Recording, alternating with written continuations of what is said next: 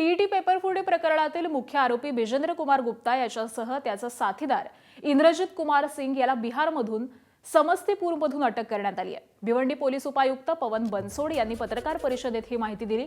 या अटकेनंतर टीईटी प्रकरणात अटकेत असलेल्या आरोपींची संख्या आता 14 वर पोहोचली आहे। आरोपी विजेंद्रचा आग्रा इथल्या महिम पत्रण या छापखान्यातील कर्मचाऱ्यासोबत आर्थिक हितसंबंध होता।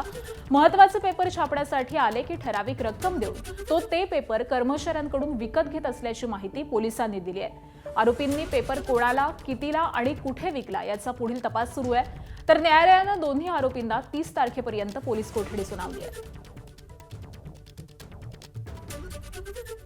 संपूर्ण प्रकरणामध्ये नेमकं आता ही जी दोन मुख्य लोक आम्हाला सापडली आहेत याच्यामधनं आपल्याला समजेल की नेमकं पैशाचं देवाणघेवाण कशा पद्धतीने करत होते आणि प्रत्येक व्यक्तीला किती पैसे याच्यामध्ये यांनी कमिट केले होते किंवा दिलेले होते हे तपासामध्ये आता अधिक इथं पुढे येणार आहे। परंतु याच्या आधीचे जे काही आरोपी होते ते पुण्यामध्ये काही येऊन गेलेले आहेत आणि पेपर इथं विकण्याचा प्रयत्न सुद्धा केलेला आहे। असं वाटतं की अजून याच्यामध्ये काही आरोपी आहेत जे निष्पन्न झालेले आहेत आणि आम्ही ते त्यांना सुद्धा अटक करण्याचा आता आमचा प्रयत्न असणार आहे। याच्यापूर्वी जे 12 आरोपी अरेस्ट केल्यानंतर आज पोलिसांनी 2 नवीन आरोपी जो विजेंद्र गुप्ता, सुमन गुप्ताचा जो नवरा आहे तो आणि त्याचा मित्र इंद्रजित सिंग यांना मेहरबान न्यायालयापुढे आणलं होतं।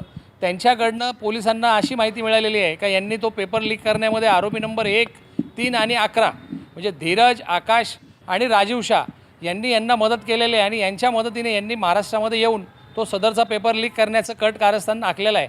हा जो आरोपी आहे विजेंद्र गुप्ता हा आत्तापर्यंत त्याचं अस्तित्व लपून फरार होता आणि त्याला पोलिसांनी त्यांच्या कसोशीच्या साहाय्याने त्यांना अरेस्ट करून आज मेहरबान न्यायालयात आणलेलं आहे आणि 30 तारखेपर्यंत त्यांना पोलीस कस्टडी दिलेली आहे।